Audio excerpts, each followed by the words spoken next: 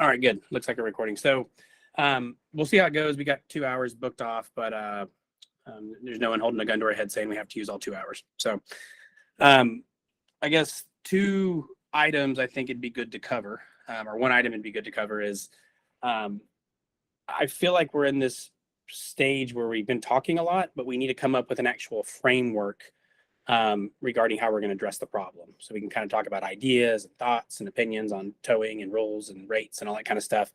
But I think we should spend a little bit of time talking about what is our objective? What do we really want to be doing as far as delivering a report? And B, what would be the framework by which we would solve that problem? And then we can figure out how to go get the answers to whatever inputs we need to solving that problem. And then beyond that, if anyone else, the second agenda item would just be like anything anyone else just feels like talking about. Be happy to do that. So let's do the second thing first. Does anyone have any items beyond a framework to how to solve our problem that they'd like to kind of discuss or talk about? Mr. Pierce.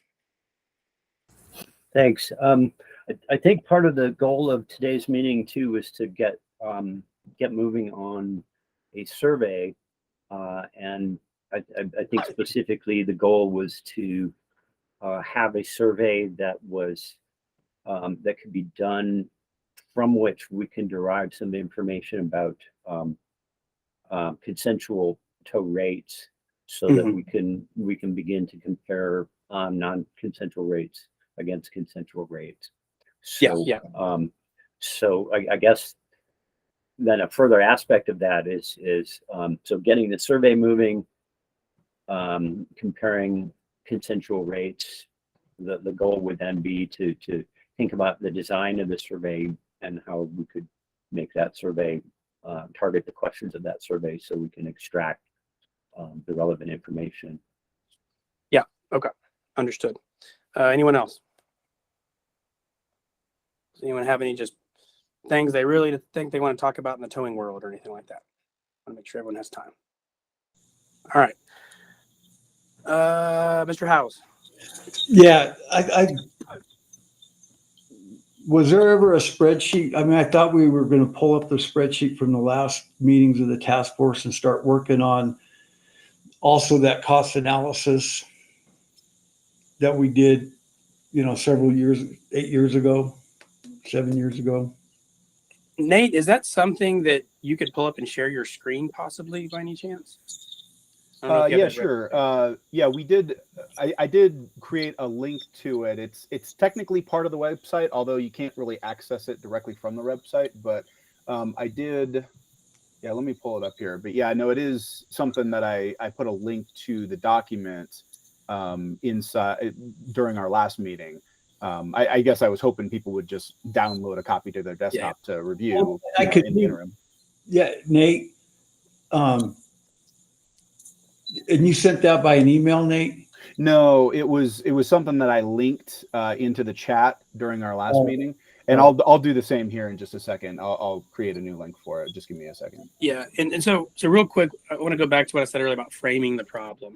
I think sometimes when you have like a complicated thing you're looking at, the first thing everyone wants to do is just kind of dive in and start doing things. But I think before we do that, we need to come up with a framework about how we're going to approach the problem, or else I'm worried that we're just going to keep spinning our wheels for the next 4 or 5 months and meetings. My proposal is that we would, before we look at it, we don't want to bias ourselves. We go look at the framework for how they came up with the rates the last time. So this is a spreadsheet that Nate's referencing. We want to take a look at. What were the inputs to that? How was that calculated? There were actually economists involved in this that are probably a lot smarter on this than we are. And so operating under the assumption that approach is correct, or it's like the best we're going to get. And then there's inputs to that model they created. So we're not going to recreate the wheel and make a new model on how to calculate tow rates or anything like that. We're going to say they had this model. We're going to assume it worked pretty well, right? And let's look at the inputs to that model and what they are now. So those might be insurance costs or real estate or whatever. I actually don't know. We'll go look and see what those inputs were, and then determine can we go gather data that would give us better information than they had then to redo that model with new inputs, and then use that model to calculate new tow rates based on the new data we have to input into that model. I think that's an achievable thing for us to do if we want to. I do not think starting from scratch on a couple meetings between now and November that we're going to do a better job of coming up with a framework for that than a bunch of economists at the state did years ago. So that's my proposal on a framework how to approach this problem. We can either do that. I think we have two options. We can do that, or we can continue to kind of just talk about stuff and kind of do whatever. But if we do that, I don't think we're going to have anything to show for it in the fall. So those are my two thoughts. Does anyone else have any objections to that? Or my recommendation for an approach or another approach that is reasonable for us to accomplish in the time that we have? Joanne. Hey, Trevor, thanks. So I hear what you say about adding a few more data points as far as costs. It does change our model if we, add more points in a way. I would just put out there that, as we go through this process, that we also consider what the individual consumer is dealing with as far as inflation, and that we not put the entire burden on the consumer. So I don't know if there's a model for that per se, but I just want to put it out there. I think it's something we need to keep in mind, particularly if we are potentially including more costs for the towing operator in the calculation. Mm-hmm.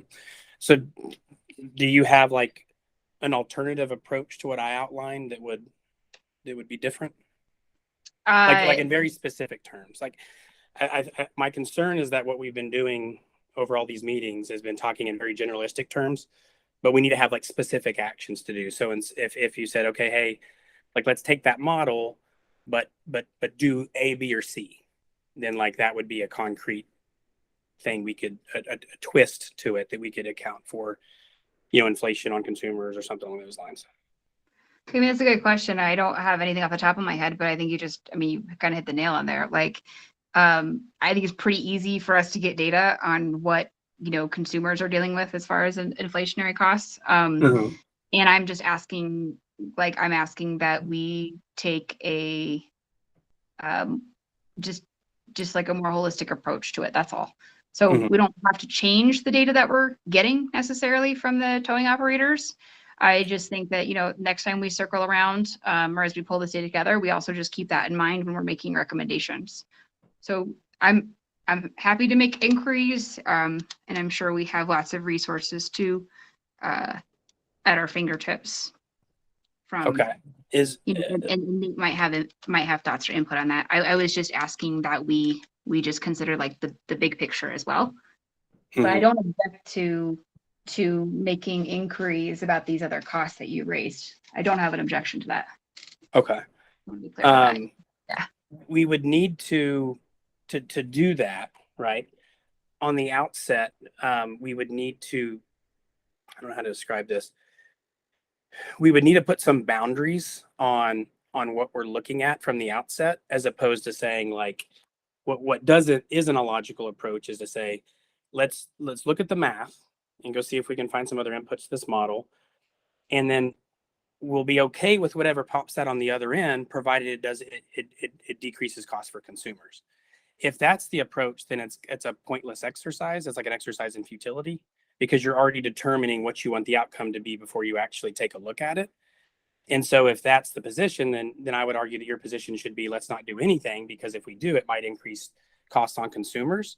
And so it'd be better to just have a report that says, hey, at this time, we don't recommend any changes to the pricing, as opposed to saying like, let's do an analysis, but only if it gives us the answer we want.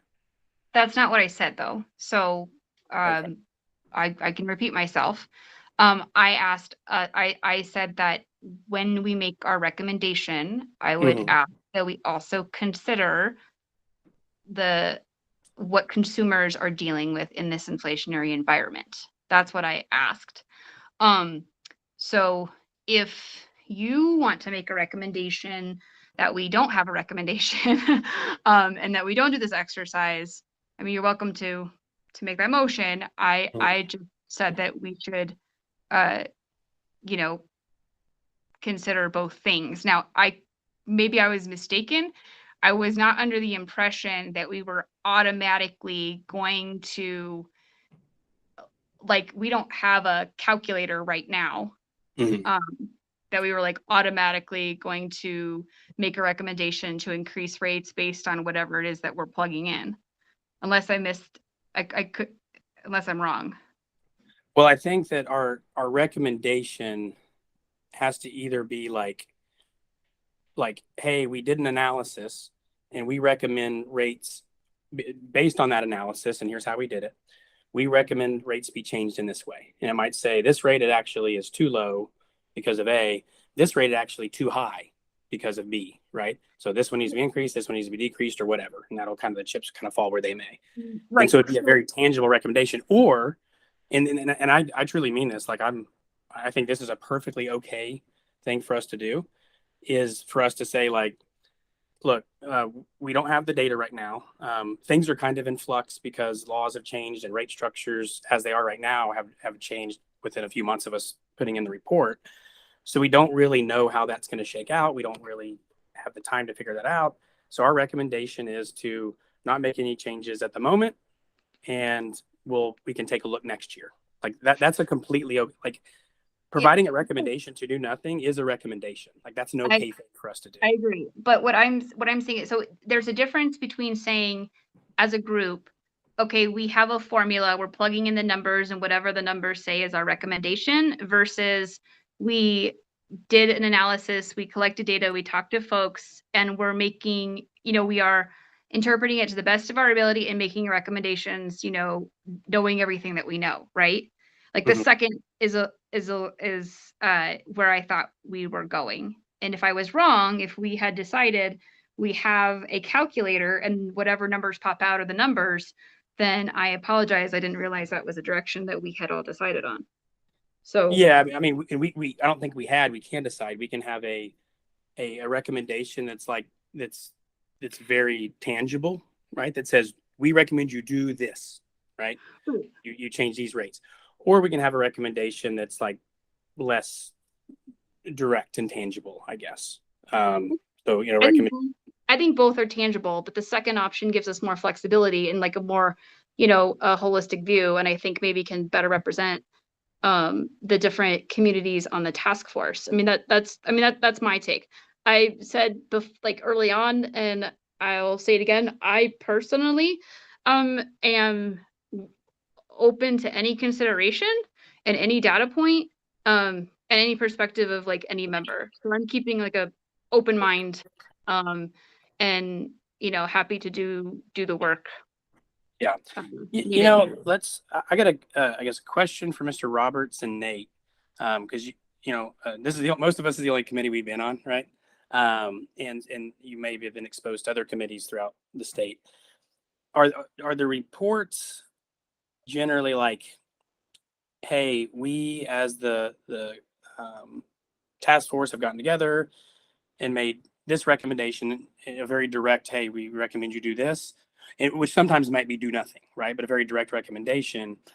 Or is it like more of a report that's like, I don't know how to describe it, but like informative in nature, in which we could say to the PUC, like, hey, like, here's a list of all the opinions from the stakeholders and all the things that we kind of have talked about and think. And here's just a collection of information based on our thoughts or maybe our research or some surveys.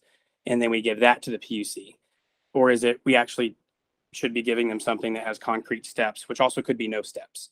Which one of those two is? I may be wrong. I was operating on the assumption that we actually owed something to the PUC that was very definitive, or not. But maybe I'm wrong. Could you kind of tell us what best practices are for task force reports? I'm gonna defer to Nate. He might have more relevant, salient examples from what the commission's seen in the past. So I think the ideal response, based on what the statute actually says we have to do, which is, again, one of the two things we're responsible for, is to make comprehensive recommendations to the commission about the maximum rates that may be charged for the recovery, towing, and storage of a vehicle that has been towed without the owner's consent. furthermore, when it talks about the deadline and when we have to submit this, it says the task force shall make comprehensive recommendations to the commission about maximum rates. And then that's where it gives us that September 1st deadline to do it. That kind of, to me, makes it sound like we have to actually produce something. I think it's just vague enough that if push came to shove, we could theoretically say, here's the framework we have in place to reach this conclusion, but we just don't have it yet. But we are still adhering to this statutory deadline of filing the report, which of course would be privy to the commission, and then just follow that up as shortly as possible afterwards when that information is available. I think we should strive to hit that first mark, of course, which I still think is realistic considering our current position. I think once we have, this data in place, and again, just FYI, in case none of you saw it, I did provide that link again in the chat. There's 4 documents through that link that are available. One is the equipment costs. That's what John Connolly provided last time. So I went ahead and put that out there in that folder where it talks about vehicle costs. I think it just outlines like pricing for like big record type vehicles. And then also the other 2 documents are ones that are from the PUC's information. So one of them is a towing cost survey that actually Dr. Pierce found and directed me to. It's actually from an older rulemaking back in like 2011, 2012. So it's a little older. I couldn't find one for the last towing task force recommendation because that survey obviously was put together before the task force was even created. So it's older, but at least it was something. It was something we could reference when putting ours together. And then going back to Joyanne's point about a calculator, I think that's kind of what that towing task force cost model, which is the last document in this folder, is.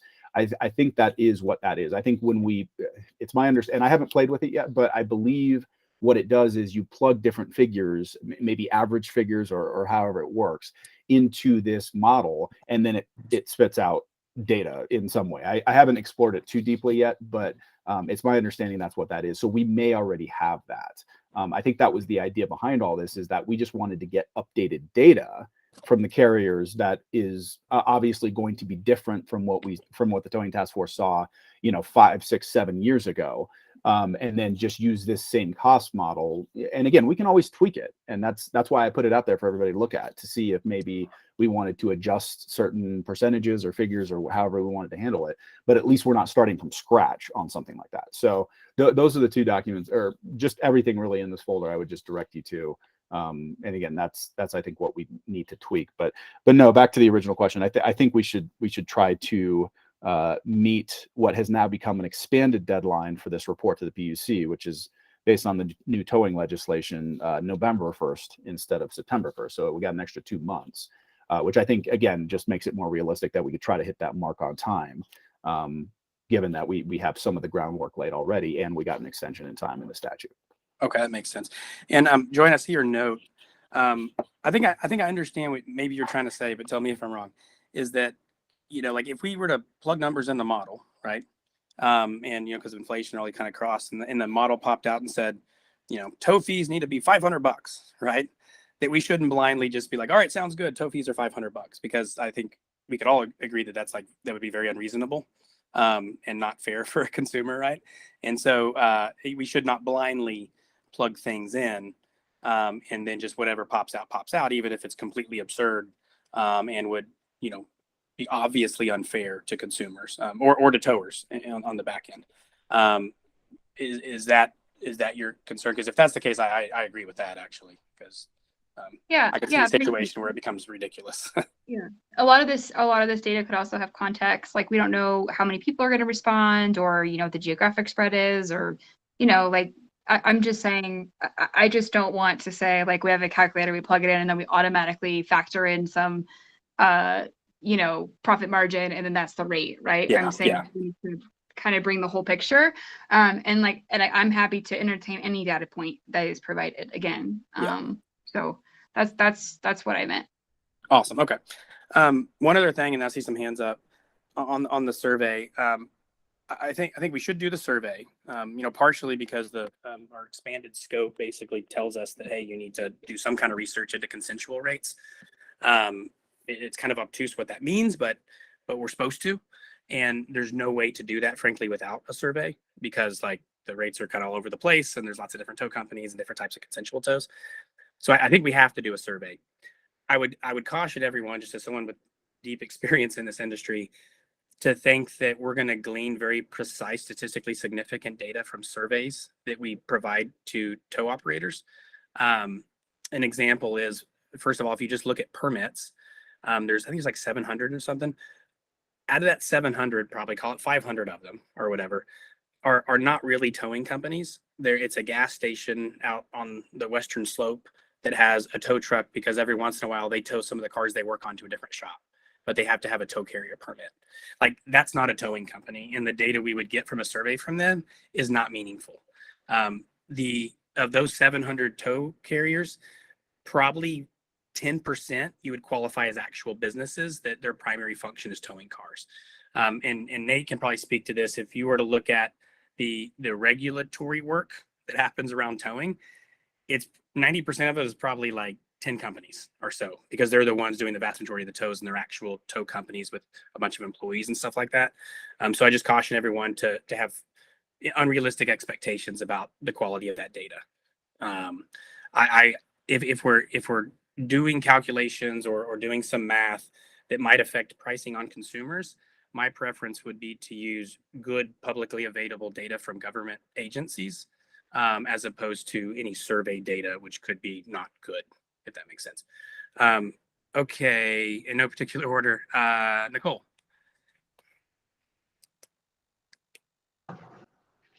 Hey guys, so I was looking into all of, can you guys hear me? Okay. I was looking into all of these numbers, and I feel like a lot of the information that is listed on this sheet, we can go through it and agree that it is all within the realm of everything standard inflation. I think that there are going to be some outliers. And I really feel like we should focus on those amounts. I know one that I wasn't privy to was James, and I would rely on James for, was the insurance aspect. But then my other statement on that, Travis, when you're talking about getting information from good governmental sites, I have all of the information and the site citation for wages and size of towing companies in the United States and in Colorado, and I can share that. But all of that information, it was released in 2022, and the data itself is from 2019. So it's what we were paying 3.5 years ago. So that's the downside of all of this information that we're going to get from those publicly accessible sites. It's going to be pretty old. Yeah. But you had talked in the meeting about just focusing on 3 or 4 data points, and I do think that that's probably our biggest. It should be our primary focus, because everything else is going to go in along with that inflationary aspect. I mean, office supplies, utilities, cell phones, notification letters, access to the Department of Revenue. Those things aren't going to have skyrocketed in price like diesel fuel has. Yeah.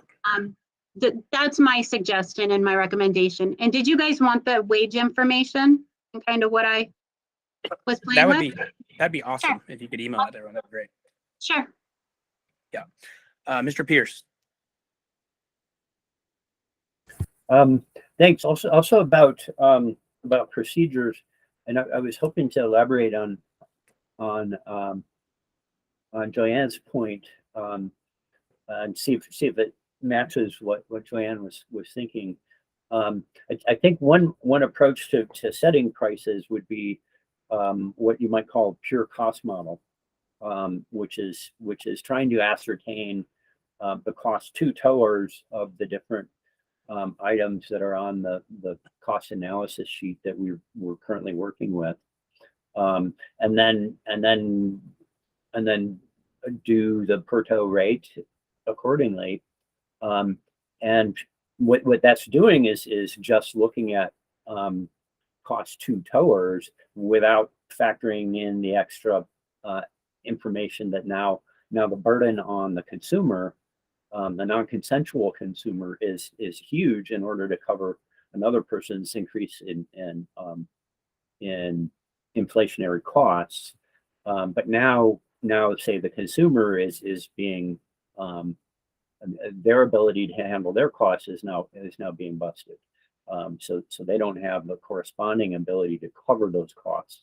And so what we need to do is not just do this pure cost-based model, but have these other competing factors where we're trying to balance between just recognizing what those costs are, but also trying to make sure that we're not beating up on the consumers, the non-consensual consumers, and so that we're still doing rates that are within reasonable coverage for the non-consensual consumer.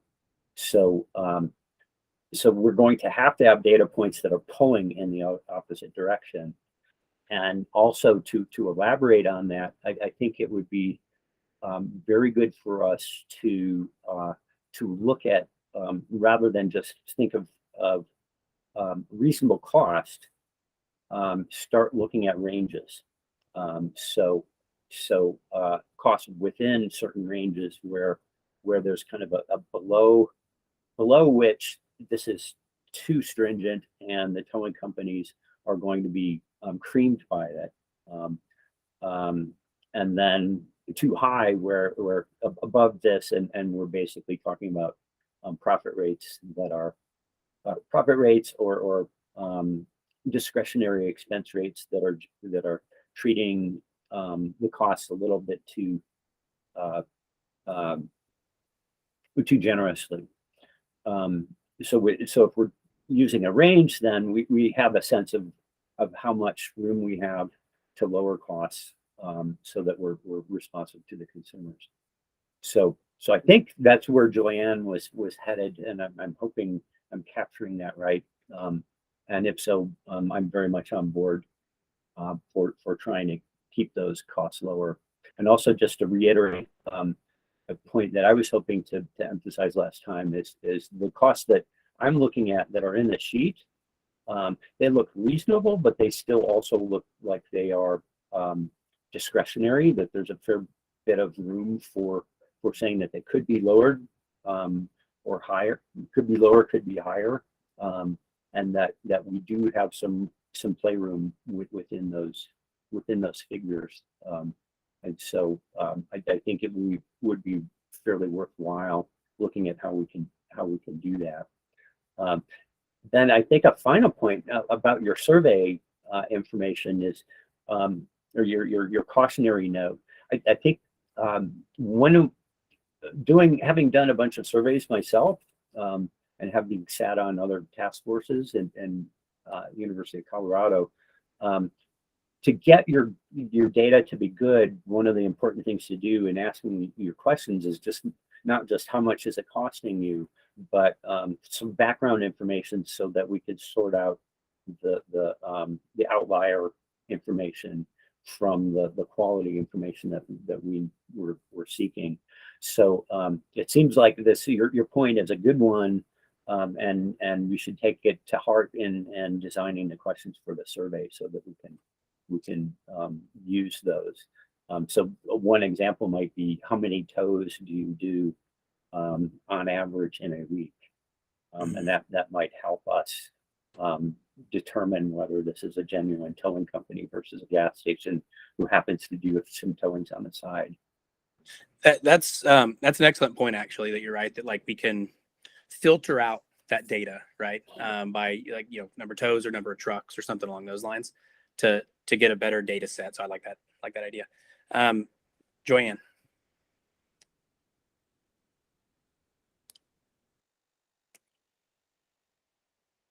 Joanne, are you there? I think you're on mute still. Right lane to take the US 6 East. Sorry about that. That's right. Yes, sorry. Yes, I actually, Michael just said what I was going to say was that we can just set up as long as the survey is set up correctly, we should have no problem in getting statistically relevant data. But I do want us to factor in the data that we do get from local towing operators. So I concur with what Michael just said. Perfect. And I want to say something too, to you all understand kind of where I fall out on this. If we go through a process, my tendency is to try to always be objective, not subjective, right? And so when we talk about submitting a report that takes into like a word like reasonableness and stuff, those are very subjective things, and so it makes me uncomfortable because I like numbers and like to measure things. From an objective standpoint, I suspect that if we go through the math, we will find that the primary cost drivers for tow companies, since this original study was done, have increased probably at a higher rate than the general CPI. I suspect we will find that's the case. And if you look at that objectively, then the only logical conclusion you would come to is that some of the rates, maybe some go down, but I suspect on the net, the math will come out that towing rates need to go up.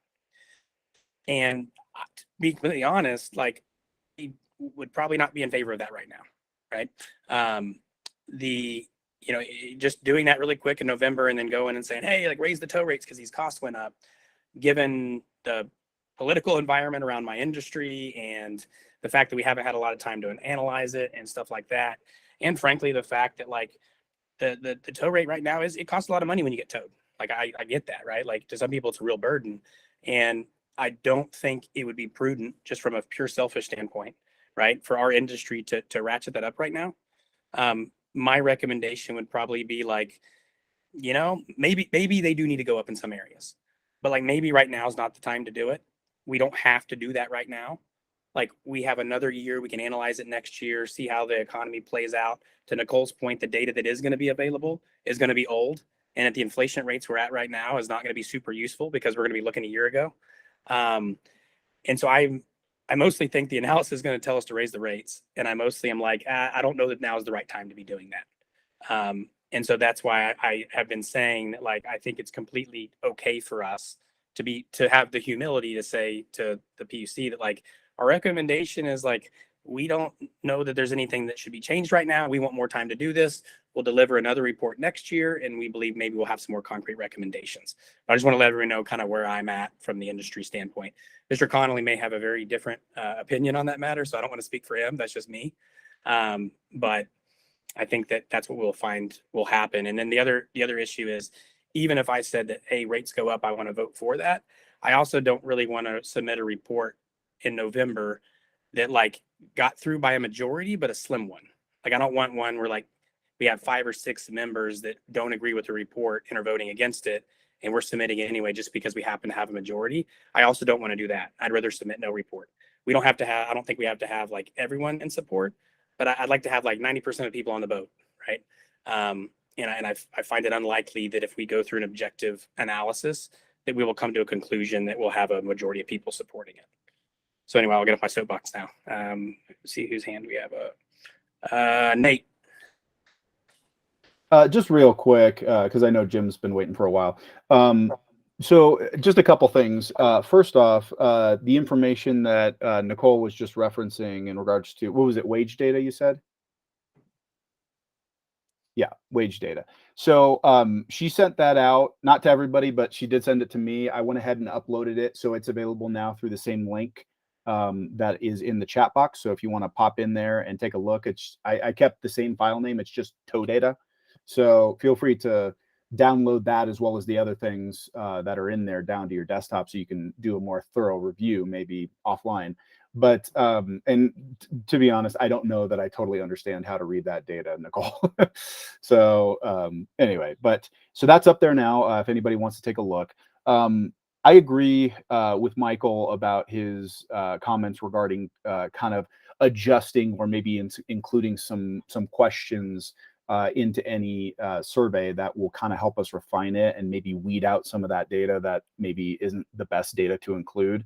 Like Trevor said, these smaller companies that maybe do, 50 tows a year as opposed to, hundreds or thousands a year. So that I think is a good point. And I don't think it would be too hard to adjust whatever survey we put out to include those kinds of the questions to help us really narrow down what data is the most helpful and needs to be included in any averages we come up with or anything else. I also agree with what Trevor just said, and it's actually something I brought up before in a different meeting about super majorities, and it's something I've been encouraged to bring up in the past, and I have brought it up in the past in regards to, yes, if we're going to be producing something, some kind of a recommendation to the commission, I do agree it should be one that has been compromised on, and the people who are representing there's obviously a big spectrum of interests that are being represented on this task force, a lot of different communities and interest groups that are being represented by the members here. And so I do think it should be whatever report is signed off on and submitted to the commission, I think should be a super majority. I don't know if that's 75% or whatever that is, but that's going to resonate a lot more with the commission and the commissioners to include those recommendations, or at least give them heavy consideration if it is signed off on by a majority of this body. So that I completely agree with Trevor on that. Jim. So I agree we need to send the survey out, and Mr. Connolly is probably going to be the best person to help us distribute the survey after it's designed to be sent out, just through the towing association. I just wanted to let everybody know, last time in the task force, we only got like 1% response, less than 1% response.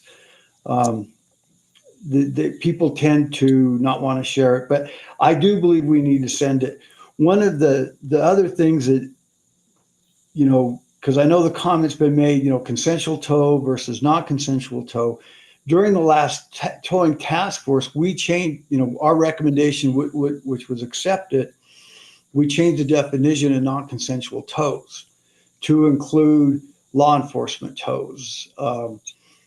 And I wish Mr. Hill from the trucking industry was on, because his biggest issue on the task force is their non-consensual tows now for the large trucks are actually more than the non-consensual rates.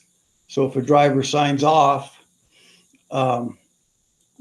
saying, I agree, go ahead and tow it, the rates are going to be higher than what it was, because and on the last task force, the comments were made that especially on the large side, that at that time those rates were the max rates were right there at the ceiling of where they could do business at for the large trucks. And so his industry is, wanting to include consensual tows in those rate caps. So there's a lot of factors in here, but I agree with, we need to get the survey, ask Mr. Connolly to help with that, because at least he can get it to his association members. Don't get too excited about the survey. I'm just telling you what this industry is like. Hopefully we get a better response than we did last time. And, do we need to, so I'm okay. I mean, with the survey, if we did, I'm afraid if we just go into the cost analysis, it's just going to increase everything. I mean, I know insurance is over a 200% increase since last time for the small truck to the large, for insurance. And I'll get the information in the declaration pages on that website, or get it emailed to people. So I'm just, get the survey done, but don't get too excited about the response on it, people, because like last time it was less than 1%. I think we got Mr. Conley, a couple other association members, maybe one that was non-association member, and we sent it out from the PUC list of permits. So that's all. Thanks, Mr. House. Yep. Mr. Dittman. Yeah, just a couple comments to piggyback on everyone regarding the survey. One, I'm in agreement with it.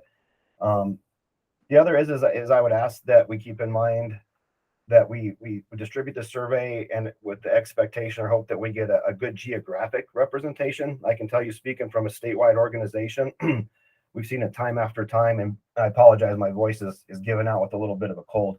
But we've seen it time after time where tow carriers in high cost of living areas such as the Estes Parks and Summit County and stuff, we struggle with finding tow carriers in those areas. And then my other point would be, I think if we decide upon this survey and we agree upon the questions and everything, we should also agree upon a minimum return before we're actually going to utilize or validate or push forward any of the data. If we get this 1%, I just don't know that it's worth publishing anything or putting anything formal out based upon such a low representation. So if we could somehow agree on a minimum requirement or rate of return before we publish, I'd recommend that. And the last thing I would say is, let's just stay away from law enforcement if possible. We've struggled with this the last couple of years, and especially with this latest piece of legislation. And I'm happy to get on my soapbox about our public safety partnership with tow companies and their necessity for law enforcement to defend that comment. That's all I got. Thanks. Awesome. Yeah. Thank you very much. Let me see here. Just one quick comment, just a reminder, because I've been getting confused, so I wonder if everyone else is. On the survey, there's kind of two things going on with this. One is if we decide to get information from towers, like self-report information on their costs, right? So that would be one thing.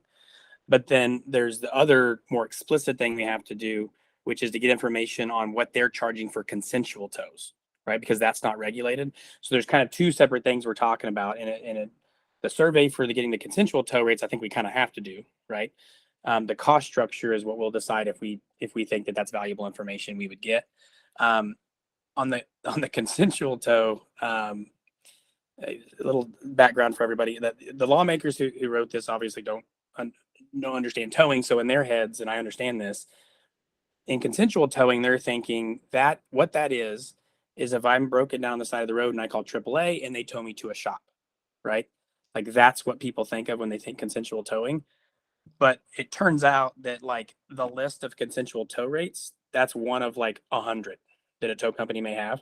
And Mr. Connolly said before, like he literally has his book this thick that he has all the different rates for different customers and different types of tows in different areas kind of written down.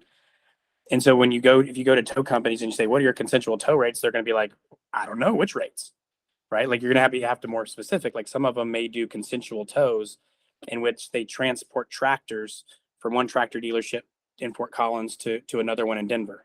Like, is that rate useful to us? And how do you compare that to consensual tow rates for someone broken down the side of the road? Some of the consensual tows are moving heavy pieces of equipment that actually like aren't really what you think of as towing or automobiles, but they still fall into the consensual towing area.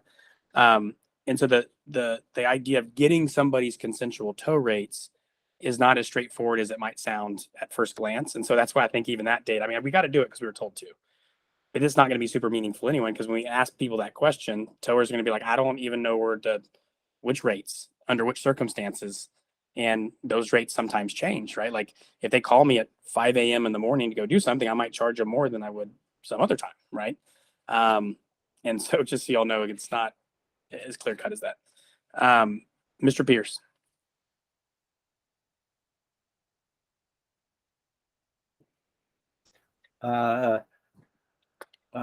Couple remarks and I guess questions, and this may go to Nate and to John. And this is in part in response to James' questions, and also in part trying to hone back in on the survey and what we're doing with the survey. Let's see. First would be definition of non-consensual tows, and the recommendation that we stay away from law enforcement tows. And I think that the statute asks for us to define non-consensual tows. And so I think we are actually within our mandate to start doing that. And the question I have is whether we can basically separate rates out that are law enforcement non-consensual and private property non-consensual. Hey, just Mr. Pierce, just to be clear, they are separate, right? So like there's a separate, there's a separate set of rates and a separate table of rates for law enforcement and a separate one for private property. So they're two separate things already. Right. Okay, good.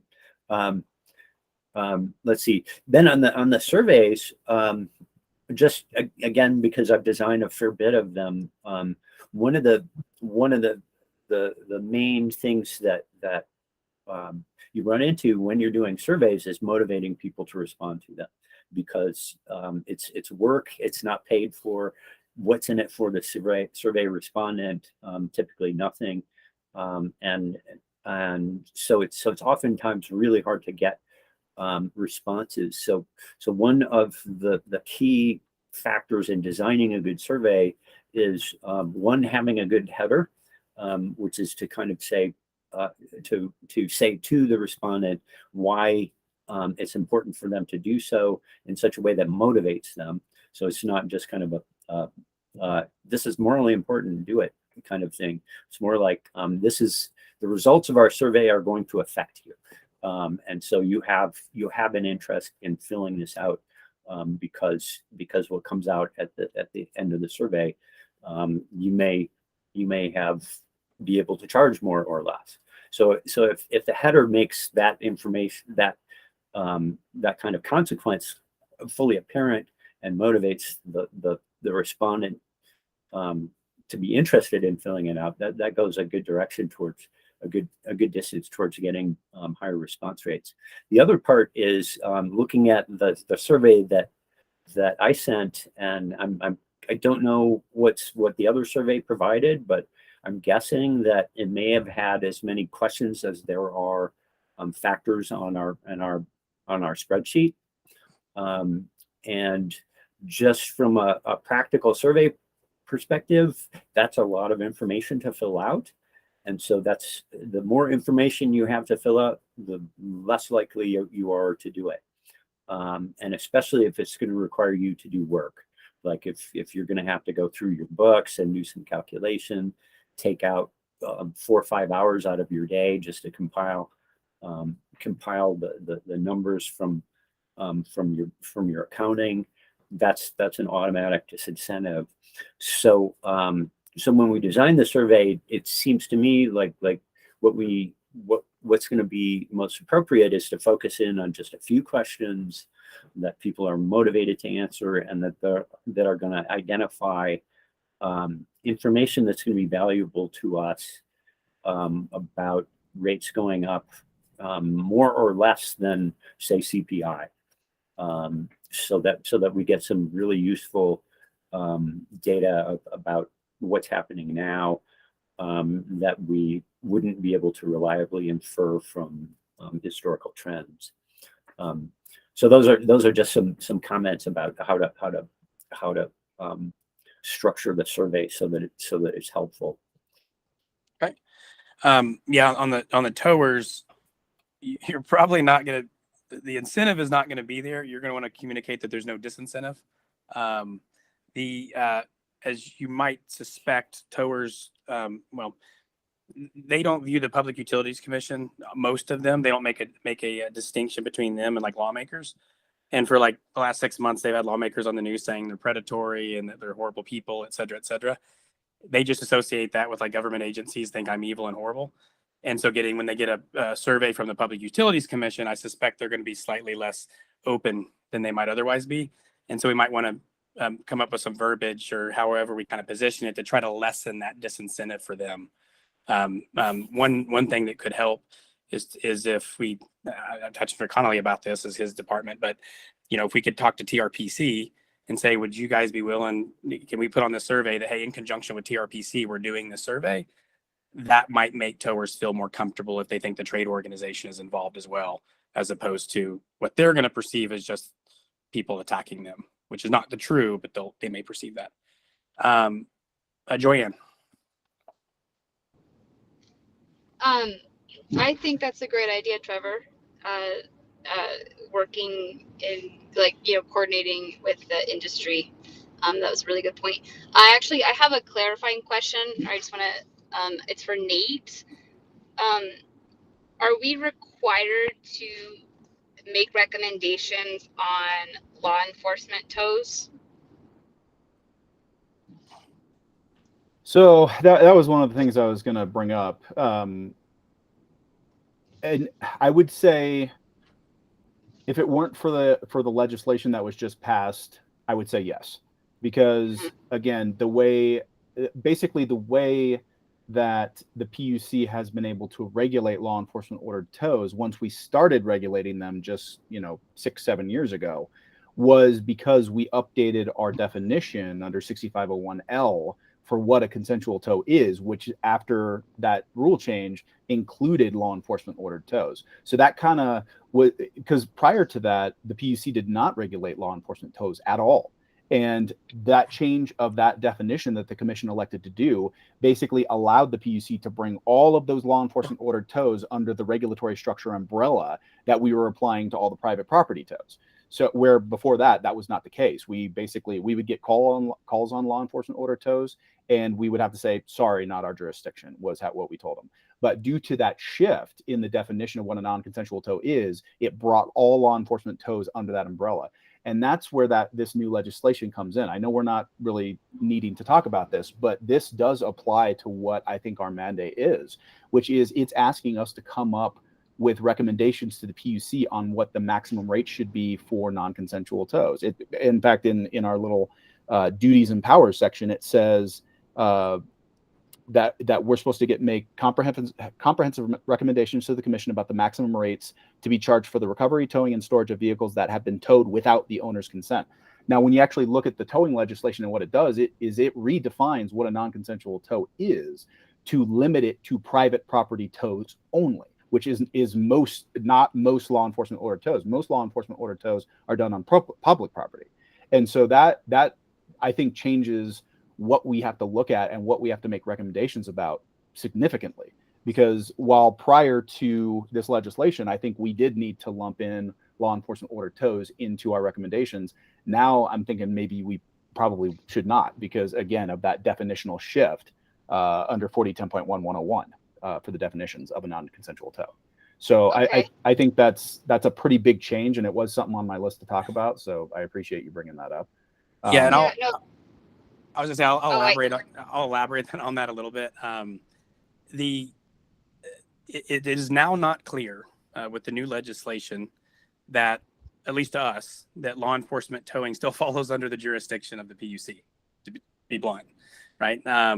As Nate was saying, the reason PUC has been regulating law enforcement towing as they should is because it's non-consensual towing. PUC regulates non-consensual towing.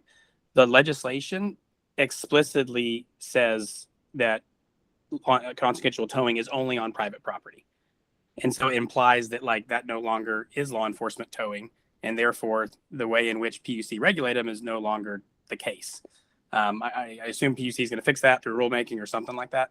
But Nate's right, by the book, I don't think that we're supposed to report on law enforcement towing anymore because they changed the definition of it in the legislation.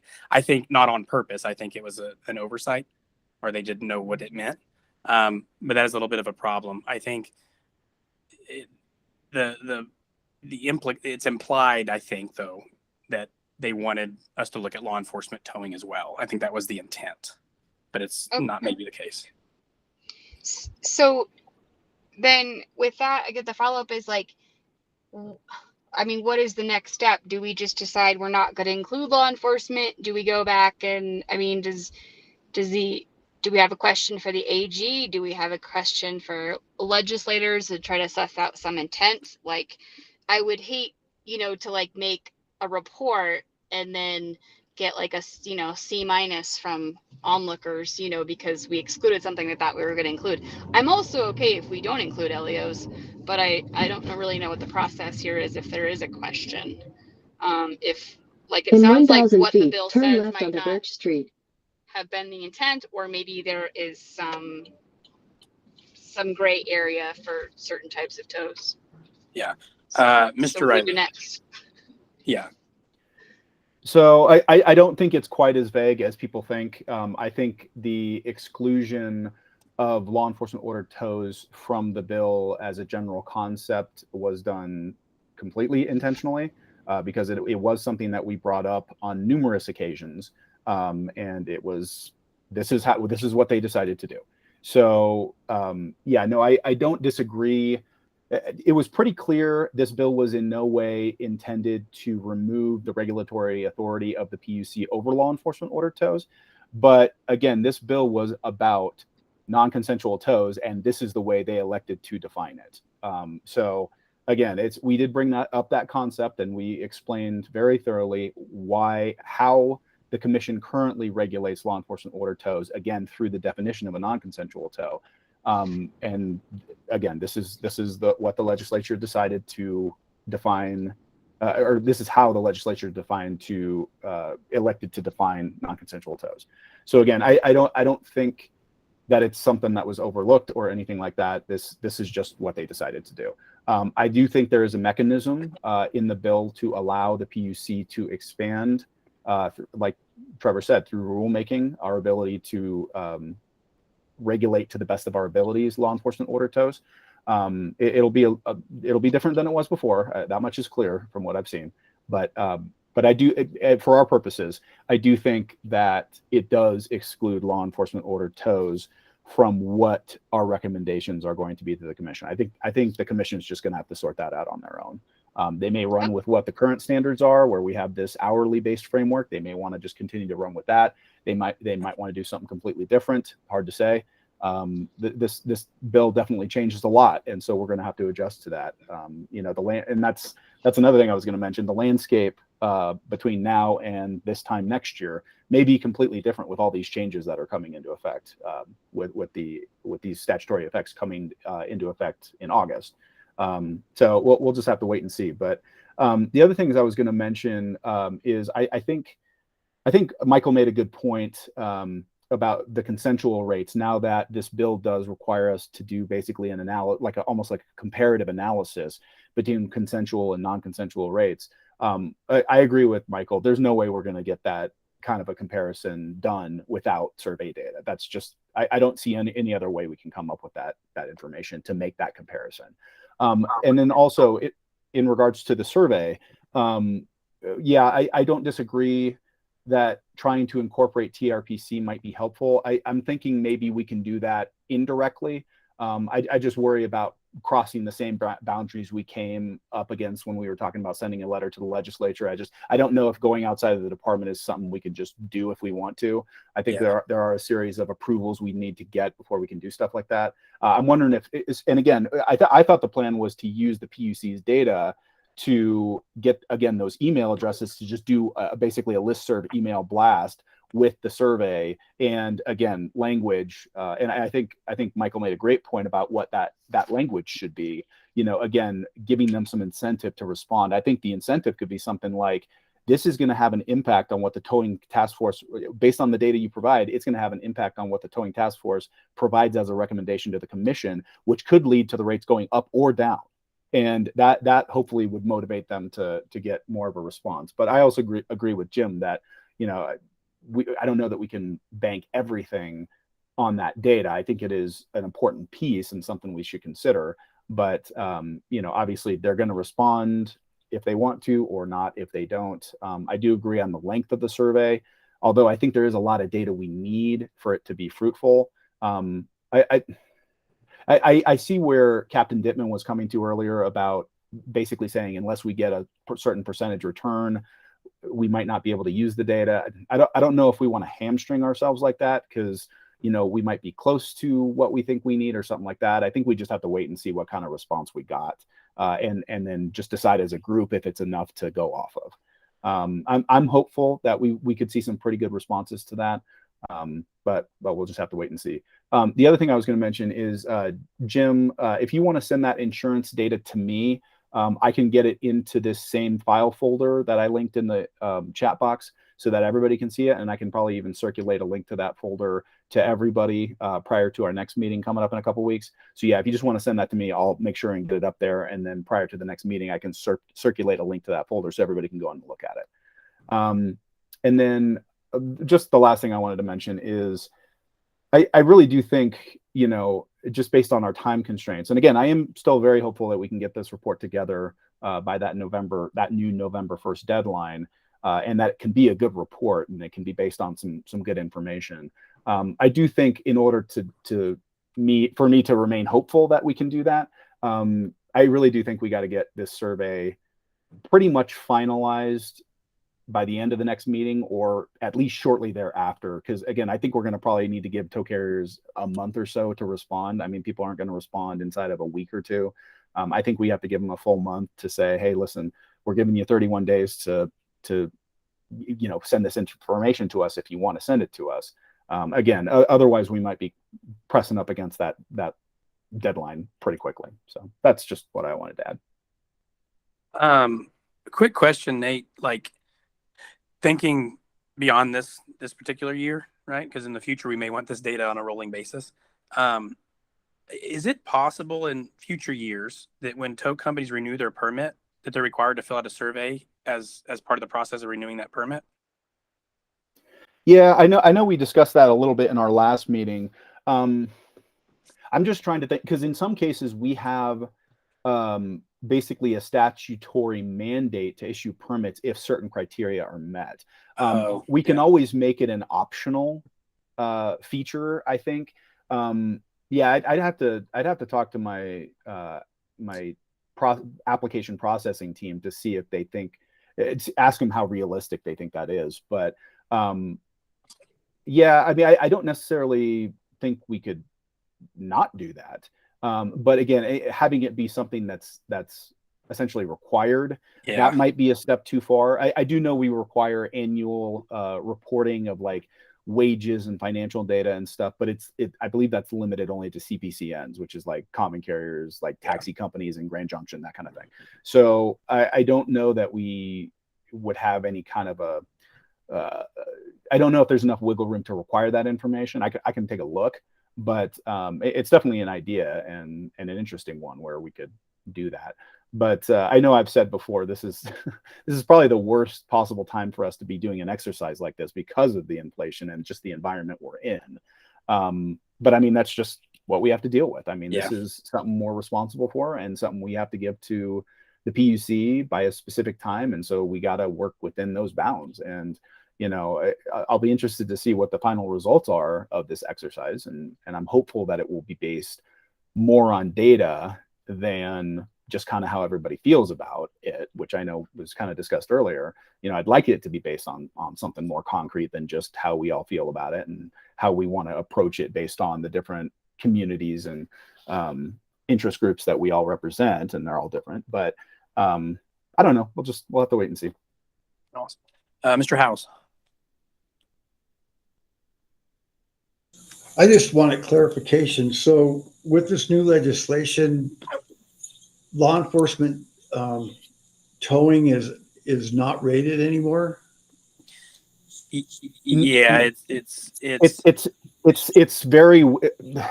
It's not. And again, this was made clear to me on a couple different occasions that that's not what this bill was intended to do.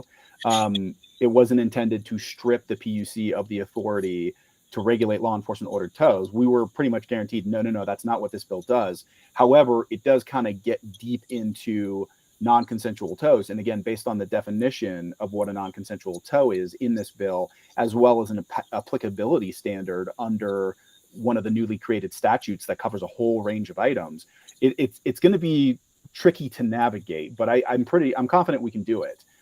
It's not, again, and again, for our purposes, considering that the legislature has tasked us with reporting to the PUC what the maximum rate should be for vehicles that are towed without the owner's consent, I think that's enough to fall under that new definition of non-consensual towing, which means our report, I don't think, needs to include law enforcement ordered tows. I mean, it always could, but again, I don't know how far we want to go down that road, given. And I don't, you know, Captain Dittman had brought up the availability of towers are even willing to get on their rotations for the highways and the roadways. And it was part because of the cap that the rates that were applied to those non-consensual law enforcement tows. And I mean, that was the reason the task force was originally brought together several years ago, was because of non-consensual tows on the highways by the trucking industry. And so, and I just have this concern that's one of the big items we should be looking at is, but if there's no rates now, then availability is going to go up. But at the same time, then we get into the problem of the overcharging on the non-consensual law enforcement tows too. Because one of the, Colorado State Patrol was on the seat last time, and one of the big issues with them was they were getting involved, especially in the outlying communities, like on the Western Slope, where the people being towed were complaining to them because they'd call it PUC, and PUC, well, we don't have any jurisdiction over those rates for the law enforcement. So actually, State Patrol was glad that these rates came in. Then all of a sudden, they didn't have to be the person regulating those tows, or at least the charge for those tows, and so put it to PUC. So I guess I'd like to get a clarification, and I know Mr. Hillwood from the Trucking Association on what the law enforcement is going to look like. Yeah. So Jim, if it'd be helpful for everyone, because I think this is very confusing. So let me I'm going to try to distill it down into kind of what the issue is with the law enforcement and everything. And then Nate, you chime in if I missed something or not. When the legislation was written, the intent was to change the laws surrounding private property towing, which has historically and frankly everywhere else in America, and I'm not exaggerating, law enforcement towing and private property towing are both considered non-consensual towing because the person getting towed doesn't have the opportunity to negotiate price or who's towing them or anything. So that's why they fall to that definition of non-consensual. And that has always been the case. The folks who wrote the bill didn't ask or know or care or realize that. And so they wrote it to address private property towing, but inadvertently had all these very bad impacts on law enforcement towing, right? Because that is non-consensual towing. So instead of fixing all those things, there was a quick fix that said, okay, well, that's easy. We'll just change the definition of non-consensual towing to only include private property.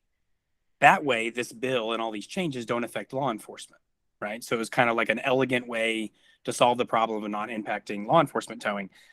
But it has this secondary effect that now the PUC is saying, well, it being non-consensual is the whole reason we've been able to regulate it to begin with, right? And so from the perspective, I think I agree with that. I think it's very clear from our perspective that that our mandate now, according to the new law that goes into effect August 10th, is to only provide recommendations for private property towing because they changed the definition to not include law enforcement towing.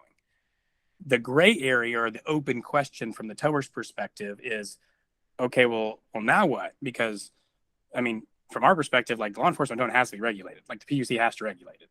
It can't be unregulated. And so we're just assuming that PUC through a rulemaking or something is going to fix that problem to make sure that law enforcement towing still follows under their umbrella. Is that a correct description, Nate, of the situation? Yeah, exactly. And again, I agree that per what the statute says we have to produce in our comprehensive recommendations to the commission, again, that is pretty clearly about non-consensual towing. And again, based on what this legislation will change effective August 10th, then that no longer also means law enforcement order tows, where prior to August 10th it does. So I don't know that I feel like our mandate is just broad enough where we have to include for sure what they say we have to include, but I don't know that there's any limitation in us expanding beyond that. Like I said, I want to just, given our time constraint on this first report, and I think once that time constraint's gone and we're past the deadline of that first report and we've submitted it and all that, I think it really opens us up in regards to flexibility of the kind of things we want to look at beyond that core of what we're supposed to be doing and the kind of recommendations we're supposed to be making to the commission.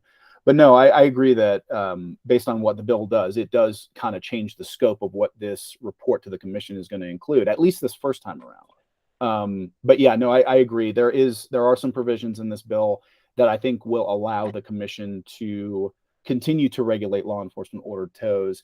It will be different than it is right now. There's no question about that. It's going to be different than we currently regulate it, because again, before this, we were able, through a definition of what a non-consensual tow is, at least at the commission level, we were able to kind of evenly and consistently regulate both PPIs, private property impounds, and law enforcement ordered tows pretty much in the same way in a lot of different areas. There were some differences, of course, like when it comes to 6511, the fees and charges. There were different structures for each type, and that was fine. But for the most part, a lot of the operational requirements and things like that, our rules specifically just said non-consensual tows. So that included both LEO tows and PPI tows. So again, we were just able to develop a very even keel approach to both types of tows. That, I think, is no longer how we're going to be able to approach it because of this new non-consensual tow definition in the statute. So again, it's going to be tricky to navigate, but I think we can accomplish it. It'll be different than it is right now, but it is something where, and again, I've been told on a couple different occasions that that's not what this bill was intended to do. It was not intended to strip the PUC of the ability to regulate LEO tows.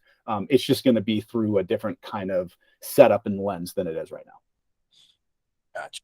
And Nate, that rulemaking should happen pretty soon after the law goes into effect, I assume. That's my hope. So we have a notice currently on the website that indicates, because we've been getting a lot of calls because there's been a lot of media saying, "Oh, the governor signed the towing bill," and so everybody thinks it's in effect now. It's not. It does have a referendum petition clause in it. That means it's not in effect until 90 days after the adjournment of session, which was back on May 11th. So August 10th is when it goes into effect. So my hope is that we would have a rulemaking filed no later than September 1st, which is just a few weeks after that the statute take effect. But yeah, it's going to be a tricky time to navigate all of this, because there will probably be a period where the statute's going to control in certain areas. So it's going to be tricky until we get those rules in place. But yeah, our intent is to get that NOPR filed as soon as possible after the statutes become effective.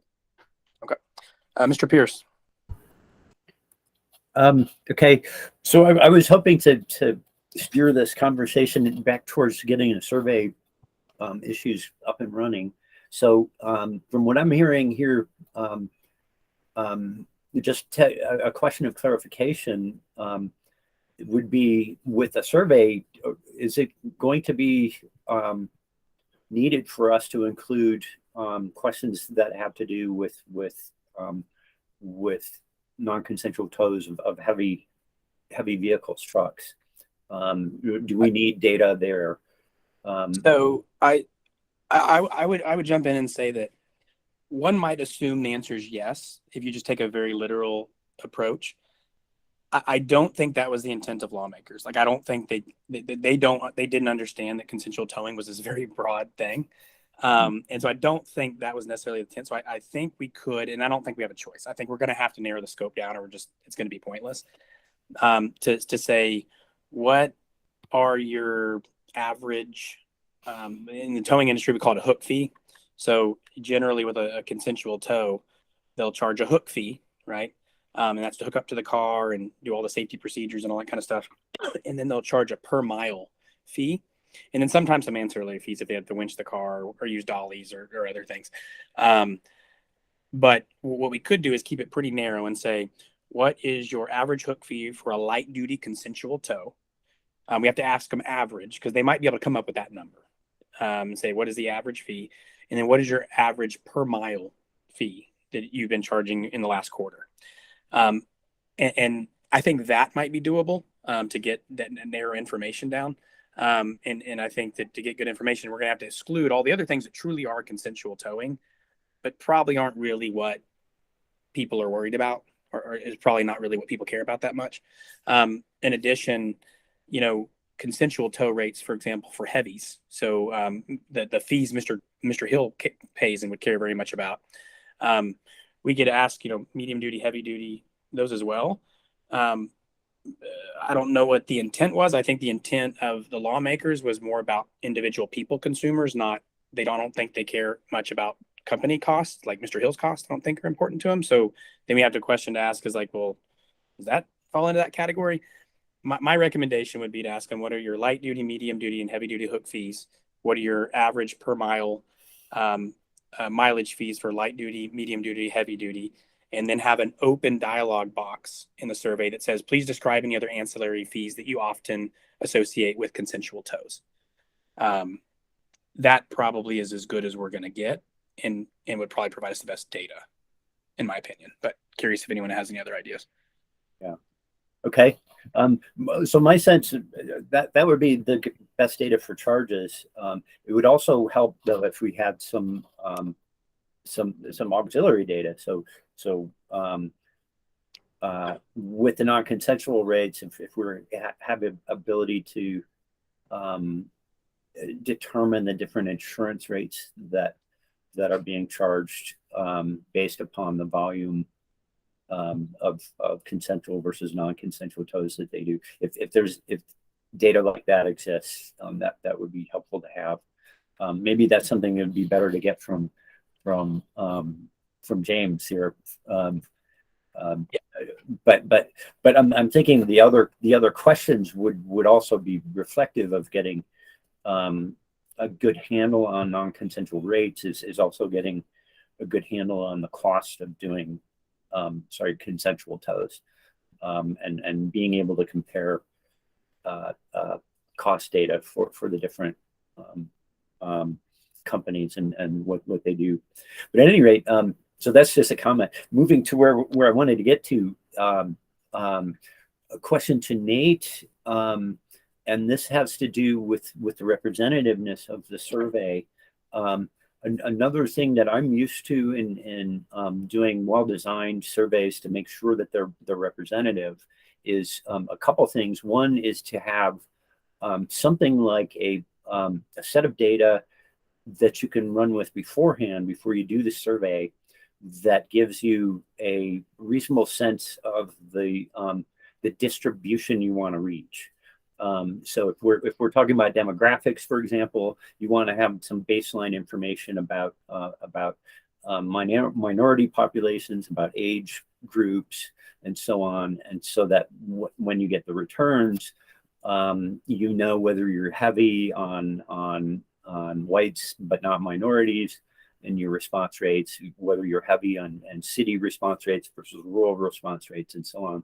So if you have some kind of a baseline percentages of what you think the population looks like, then you can do your outreach to make sure you hit as representative of a sample as you can get. So that's something that I think will be important, and I don't know if we have that baseline information available to us that we can design the survey on.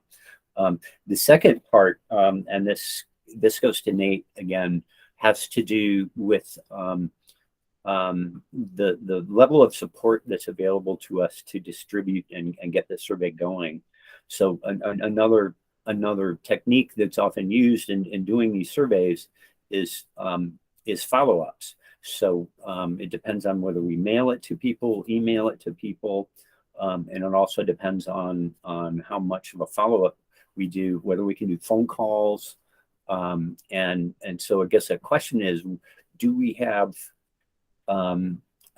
enough of a staffing support to do a kind of follow-up to try and make sure we get a relatively representative group of responses? So if we're short on say Western Slope responses, whether we can do follow-up calls of different companies, random calls, going out there asking if they've filled out the survey. If not, please do, kinds of things. And so it's that follow-up oftentimes that's needed to get the representativeness that you want.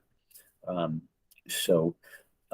then the final comment is that will also reflect our ambitions for what we put on the survey. So the more follow-up we can do, the more we can have a fairly strictly designed survey. The less follow-up we have to do, I would say, the more we need to just ask some very simple, no more than 10 questions kind of set of questions that aren't hard to answer, that don't require people to do a whole lot of looking over their books to get to. So Yeah, that's a great point, Michael. And I think the demographic, I mean, obviously it's not the same because they're not people or companies, right? But just off the top of my head, I think the info that would be helpful right there would be where are they located? So we come up with like, Denver Metro, the Western Slope, kind of put things in some chunks and say, where are you located? And then how many of each classification of truck do they have? Those, and then what percent of their tows are consensual and which percent are non-consensual? And which percent of those are law enforcement, right? And I think those three pieces of information, so location, how many trucks and what kind, and what types of towing generally you're doing, which I'll be guessing, that I think would be the if I had to pick three things, those would be the three things that I would use to put tow companies in buckets. So maybe something along those lines we could stick in there. And then Michael, would it be, and usually you do that stuff first, and then the best practice is to go into your questions after the fact, or do you put that stuff at the end of the survey? A little bit of both. Makes But sense. also you use it as a guideline of whether you're getting a representative sample out of your response rates. Okay. And what's typically done is that if you don't get a representative sample, say you're light on low on small carriers, say, the percentage of small carriers that you want to get responses are small. Typically, there's a what you often do is you weight their response rates to some degree. But that ends up being a fudge, right? Yeah. Because you're giving the small response group oftentimes over an over amount of impact on what you're looking at from their section. Michael, could I voluntold you for something? Could you, when we have our next meeting, I think when I write up the agenda and send it to Nate, like the number one agenda item after the first stuff is like, we're just going to come up with the questions. Because at some point we just got to come up with stuff and move on. Could you be in charge next meeting of like kind of being the secretary and keeping track of those questions for the survey? And then after we kind of come up with those questions, and we'll take a little vote to make sure everyone kind of mostly agrees that that's the right stuff to be asking. And then maybe you can format it in a good way for a good survey, and then get that over to Nate, and then Nate can take the football from there and shoot it out to all the tow companies. Is that something you could do for us? I will try. I was trying to forecast earlier that right now my time commitments are pretty heavy. I will have a lot more time available coming up later in the summer, but right now I'm pretty tight. So if it's just being secretary next meeting, just for that, just Yeah. during the next meeting, as we come up with questions, you be the one who says, okay, we're all clear, this is the question. You write it down on Word document, and we have a list of our questions and our demographic questions, for lack of a better term. And you're just the one who kind of collects that during the meeting, sends that over to everyone to take a look at, and sends to Nate. So it'd really just be during the meeting. Yeah, sure, I can do that. Awesome. Yeah. Okay. So I think on the agenda for next meeting, like kind of number one, I'm going to put on there, hey, we're going to go through, we're going to come up with our demographic questions and our actual data questions. And Michael's going to keep all that data, send it over to Nate, and then we're going to kind of move on. And then Nate, you have the ability to kind of put that into like SurveyMonkey or whatever and send it out to all the emails on your distro list. Yeah, I mean, depending on the format, I could even create like a Google form and send it out that way. We do a lot of that for our internal surveys. Perfect. Like in our department, they do it through that method. And that's how I set up our public comment sign-up forms, is I use a form document to do it. So I kind of know how it works. And again, depending on how this all works, again, I wasn't sure if it was gonna be a more fillable form where it's like, we list out different, percentages and stuff. A towing carrier might, what their costs are and all that. Again, it'll all depend on what it looks like. How it would be formatted. But yeah, that's no problem. Just in response to what Michael was talking about a moment ago in regards to doing the best we can to get the kind of responses we want. Really, the best way I can think of is to just do, like I said earlier, the email blast to all our active carriers. That's how we handle all our notices for like when we do a rulemaking and things like that. We have a method through which we essentially extract all that aggregate data for all our active carriers. And then essentially one of our in-house OIT guys essentially puts together a listserv based on that data.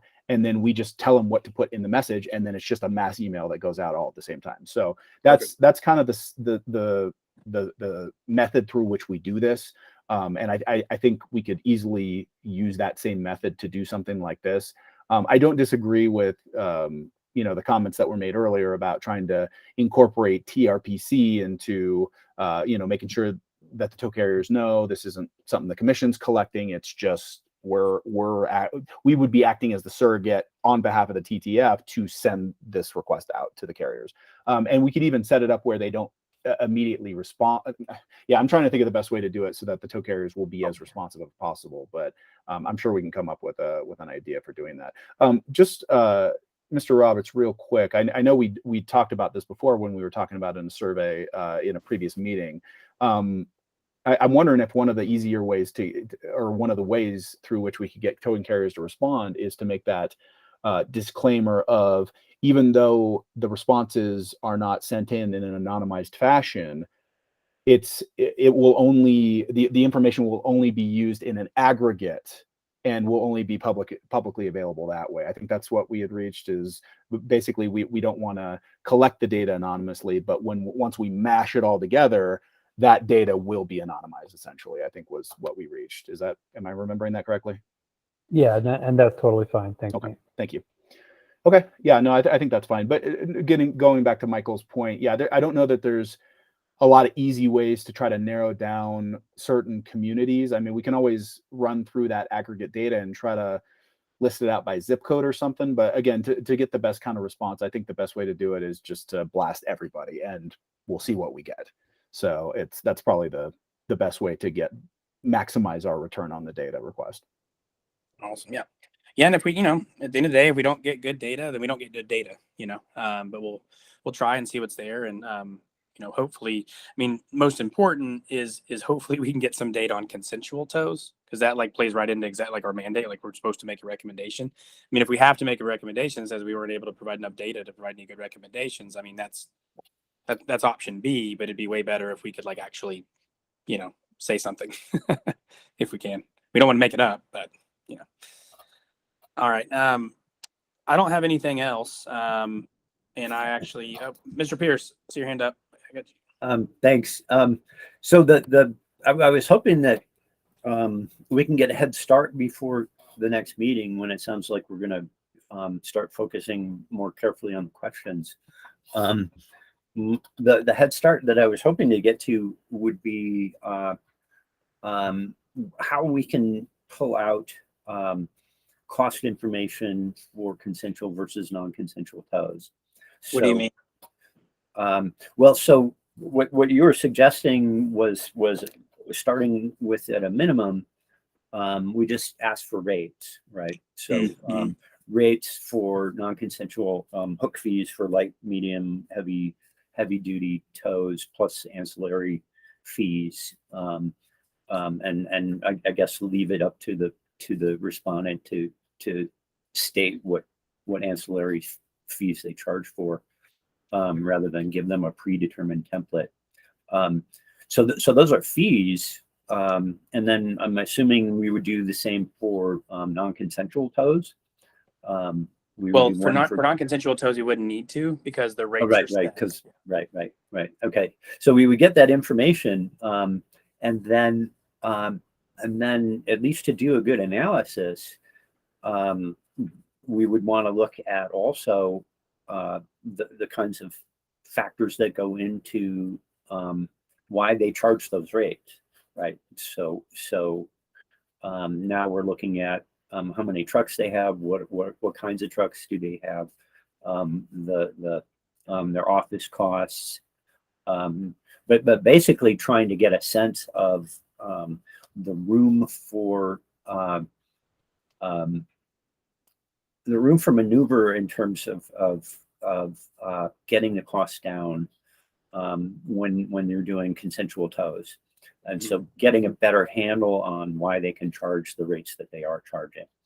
And so for me, that means that the survey needs to be designed to elicit that kind of information from the people who are giving non-consensual rates, consensual rates, so that we can better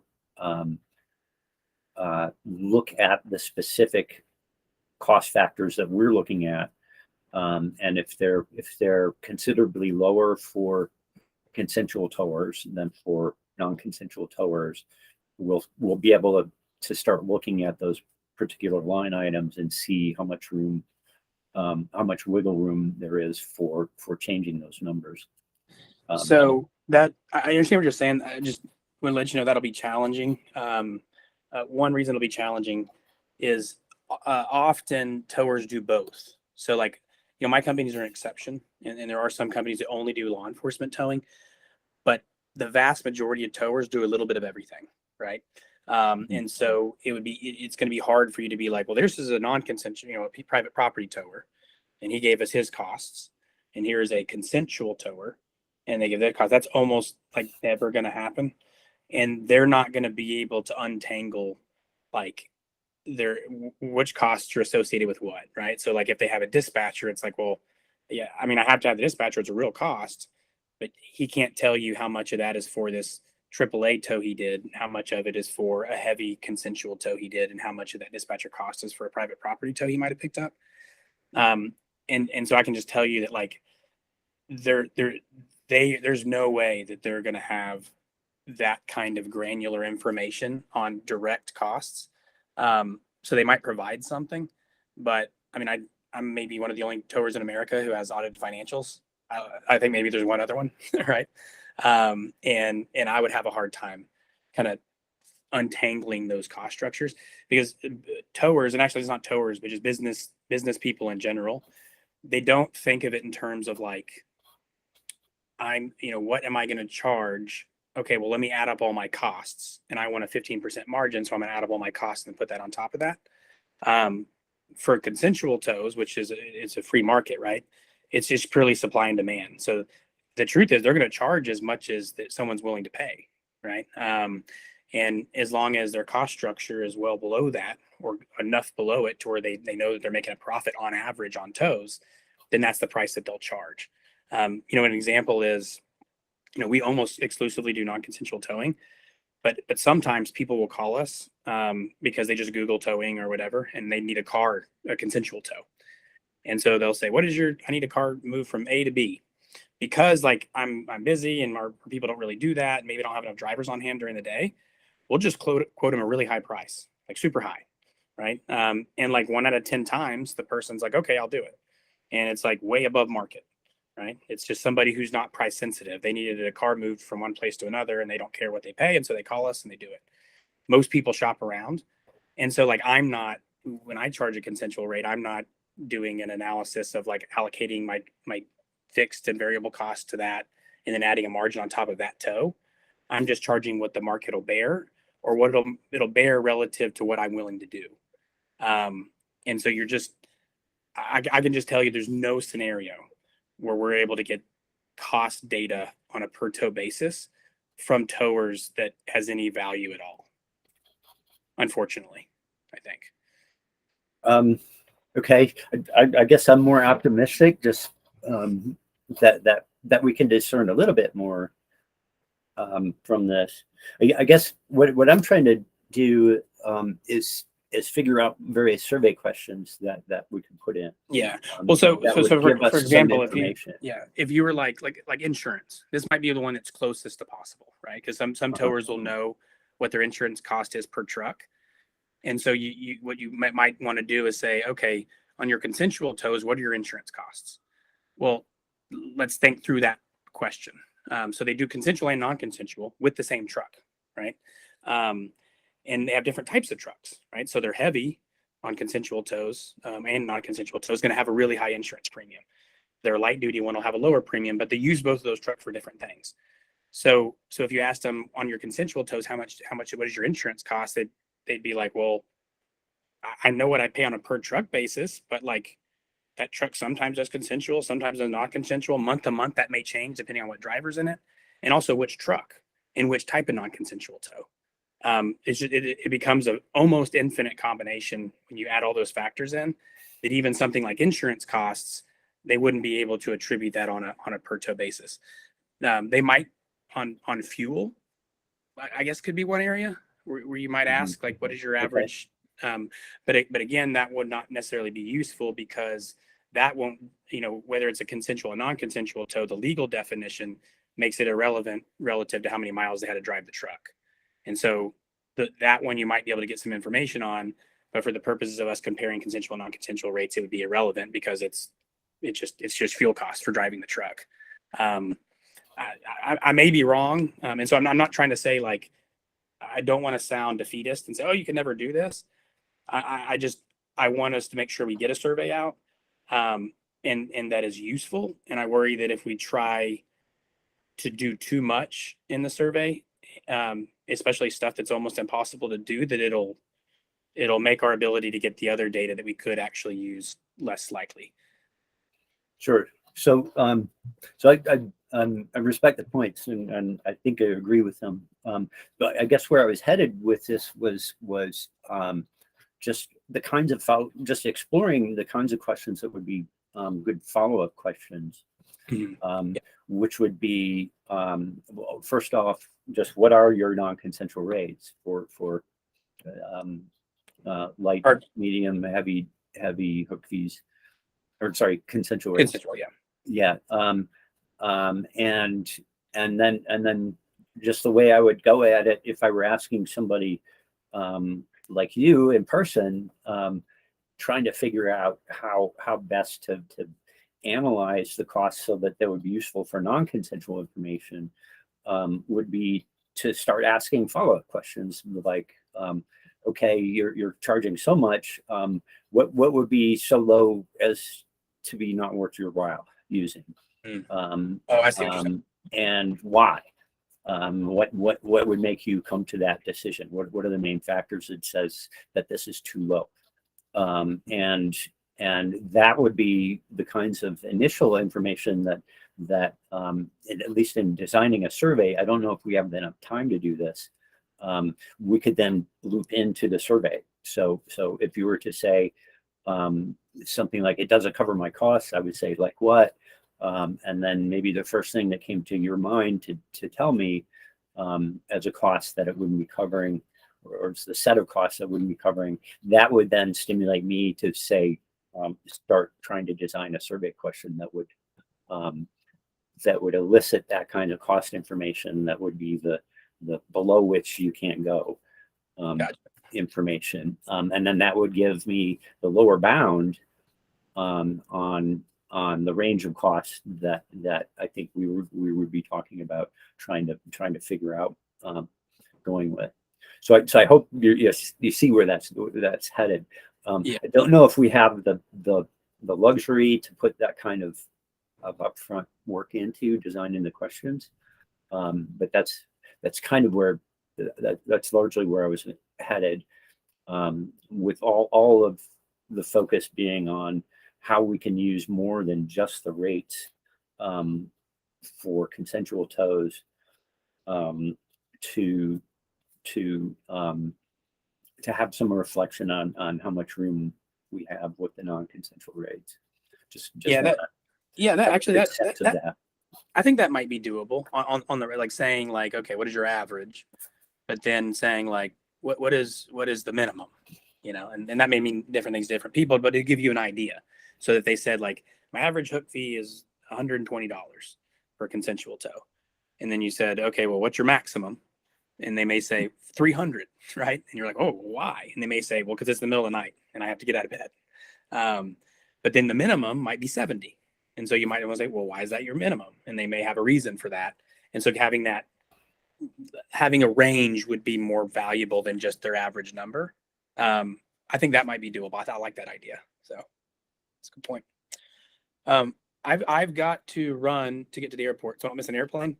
Obviously, if I leave, that does not mean everyone else has to. So I just want to let y'all know. But I appreciate all the dialogue. When I send the agenda over to Nate, survey questions will be first on the agenda tomorrow, and I suspect that will take almost the entire time, given the history of how our meetings go. So hopefully we can get a good is better than nothing solution on the survey and get that out in the next few weeks, and at least we're kind of making some progress. So thank you, everyone, and enjoy the rest of your meeting. The only other thing I would add is, I know, Michael, you said something about being, trying to get a head start on our next meeting. The best thing I can think of for everybody is just to take a look at those documents in that link that I put in the chat. It's, look at what's there, look at kind of how it was handled last time, and then anticipate what kind of questions we might want to ask that'll yield that same type of information. Because I really do think we should use that cost model as a tool that has already been formulated and put together. And I mean, it looks like a lot of work went into setting it up so that you just plug numbers in and then it spits out additional numbers. At least that's the way it looks to me. So, I think we should try, again, given our time constraints, I think we should probably try to use it again. And so we'll want to kind of try to base our survey on getting that same kind of data that will let us use that cost model, and instead of having to come up with some new one or make significant changes to the one we already have. I mean, it looks like the work's kind of already been mostly done. And again, we can still make changes to that cost model and adjust it as needed, but I think we should try to stick to it as much as possible. And again, if we had, another year to do this, I wouldn't be as worried about it, but we don't have another year. We got like 4 more months. So we definitely want to jump on this and use the tools that are available to us if we can. Yeah. Okay. I would suggest, if we can, sending an email out to the task force members, asking for suggested questions to include in the survey, or maybe a small set that seem to be the most important to ask, because that would help us get a nice head start. Yeah. In the meeting as well. I agree. And that was something I was planning to do anyway. I was going to do it probably a little closer to the start of our next meeting, but maybe we want to give people some time. So what I can do is I can send that out tomorrow. And what I'll do is I'll just do a mass BCC to everybody on the task force and just say, please, I'll include that same link that I included in the chat here today and say, here's some documentation you might want to look at in regard and start thinking of ideas for what kind of questions we want in the survey. Again, to maximize what we're going to end up doing. So I can send that out tomorrow. Yeah. Okay. Cool. Okay. Anything else anybody wants to talk about before we close out for today?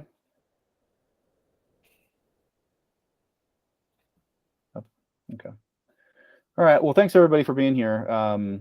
I'll get the recording of this posted up on the website. I really do hope that people who don't attend these kind of things at least go and watch the video. And I mean, even if they have it on the background while they're working on other stuff, they can at least be privy to what was discussed and the kind of points that were being made, just, to maximize their contribution to the task force. So I really hope people are doing that. If they miss meetings or they miss work groups or anything like that, it can be helpful, just to know what other people are thinking and what they're talking about. So.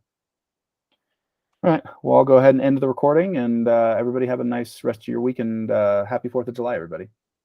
Thank you. Thanks. Thanks, Nate.